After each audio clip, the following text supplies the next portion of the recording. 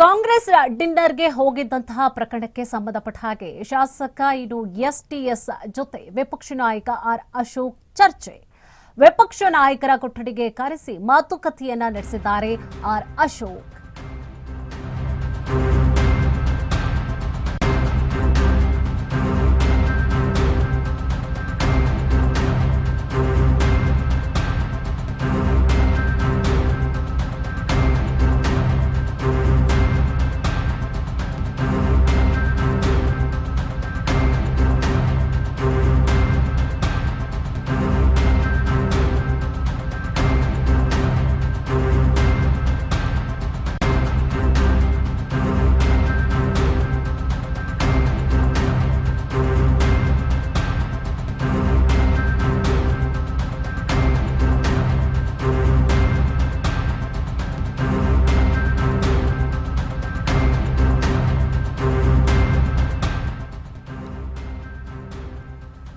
ಕಾಂಗ್ರೆಸ್ ಡಿನ್ನರ್ಗೆ ಹೋಗಿದ್ದಂತಹ ಪ್ರಕರಣಕ್ಕೆ ಸಂಬಂಧಪಟ್ಟ ಹಾಗೆ ಶಾಸಕ ಎಸ್ಟಿಎಸ್ ಜೊತೆ ವಿಪಕ್ಷ ನಾಯಕ ಆರ್ ಅಶೋಕ್ ಚರ್ಚೆಯನ್ನ ನಡೆಸಿದ್ದಾರೆ.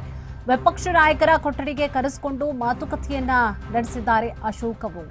ಸಿಎಲ್ಪಿ ಸಭೆಗೆ ಎಸ್ಟಿಎಸ್ ಸೋಮಶೇಖರ್ ಶಿವರಾಮ್ ಹೆಬ್ಬಾರ್ ಹೋಗಿದ್ರು ಎಂಬಂತಹ ಸುದ್ದಿ ಹರಡಿತ್ತು. ಇಬ್ಬರ ಜೊತೆಯೂ ಕೂಡ ಮಾತನಾಡುವುದಾಗಿ ಹೇಳಿರುವಂತದ್ದು ಅಶೋಕ್ ಅವರು. ಬಿವೈ ವಿಜಯೇಂದ್ರ ಅವರು ನಿನ್ನೆ ಸಂಜೆ ವಿಪಕ್ಷ ನಾಯಕರ ಕೊಠಡಿಗೆ ಕರೆಸಿಕೊಂಡು ಚರ್ಚೆಯನ್ನ ಕೂಡ ನಡೆಸಲಾಗಿದೆ. ಈ ವೇಳೆ ಡಿಸಿಎಂ ಡಿಕೆಶಿ ಮೇಲೆ ಗರಂ ಆಗಿದ್ದಾರೆ ಸೋಮಶೇಖರ್ ಅವರು.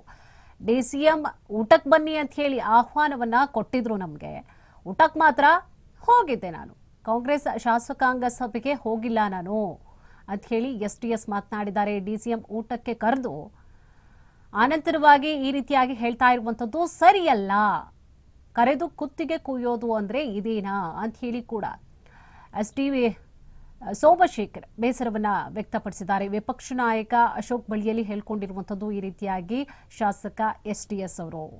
ಶಾಸಕಾಂಗ ಸಭೆಗೆ ನಾವು ಬಂದಿದ್ದೀವಿ, ಅಟೆಂಡ್ ಆಗಿದ್ದೀವಿ ಅಂತ ಹೇಳಿ ಹೇಳ್ಕೊಳ್ತಾ ಇರುವಂತದ್ದು ಸರಿಯಲ್ಲ. ಡಿಕೆಶಿ ಅವರು ಜಸ್ಟ್ ಊಟಕ್ಕೆ ಕರೆದಿದ್ರು, ಊಟಕ್ಕೆ ಹೋಗಿದ್ವಿ ಅಷ್ಟೇ, ಆದ್ರೆ ಈ ರೀತಿಯಾಗಿ ಹೇಳಿಕೆಯನ್ನ ನೀಡುವಂತದ್ದು ಸರಿಯಲ್ಲ.